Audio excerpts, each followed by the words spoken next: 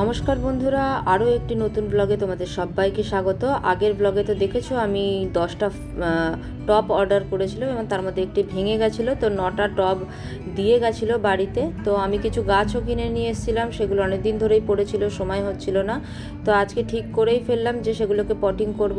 তো এই যে এই মাটি আমি রোদে ভালো করে গুঁড়ো করে শুকিয়ে নিয়েছিলাম, তার মধ্যে গোবর সার এবং কিছু মিক্স সার আমি মিক্স করে তারপরে এটা পটিং করছি। এটা একটা জবা গাছটাকে পটিং করেছি। এবার সেগুলো নিয়ে আমি এগুলোকে জল দেব। তো নিয়ে আসছি জলের জায়গায় বসিয়ে দিয়ে বাকিগুলো সব একটা একটা করে আমি নিয়ে এসে এখানে বসিয়ে দিচ্ছি।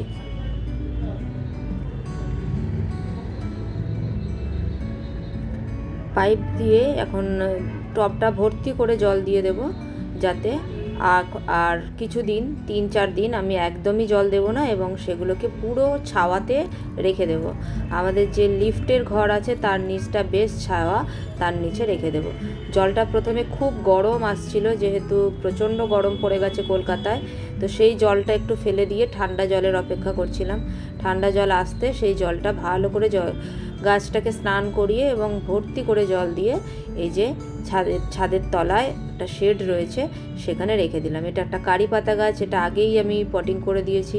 দেখো জবা ফুলটা কত সুন্দর হয়েছে, এটাতে কুড়ি ছিল বলে ফুটে গেছে। আগের দিন এগুলো পটিং করেছিলাম, আজকে আরও 2টো পটিং করে দিলাম, দিয়ে সেগুলোকে সবই শেডে আমি রেখে দিচ্ছি। আর যে মাটিগুলো এক্সট্রা হয়েছে মানে এখন লাগলো না, সেগুলোকে জ্যাসলিনকে দায়িত্ব দিয়েছি বস্তার মধ্যে তুলে সেটা রাখতে। তো ও অনেকক্ষণ থেকেই বলছিল, মা আমাকে কিছু অ্যাক্টিভিটি দাও। বাচ্চাদের না এরকম অ্যাক্টিভিটি দিলে ওরা ভীষণ খুশি হয় এবং নিজেদেরকে ভীষণ বড় হয়ে গেছি, আমি মাম্মাকে সাহায্য করছি এরকম ভেবে একটু খুশি হয়। তাই জন্য ওদেরকে আপনি যে কাজ করছেন তার মধ্যে ইনভলভ করবেন। 2টো টব বেঁচে গেছে, 2টো টব রেখে দিলাম। আমাদের এই ছাদে একটা ছোট্ট বাথরুমের মতো করা আছে, তার মধ্যে।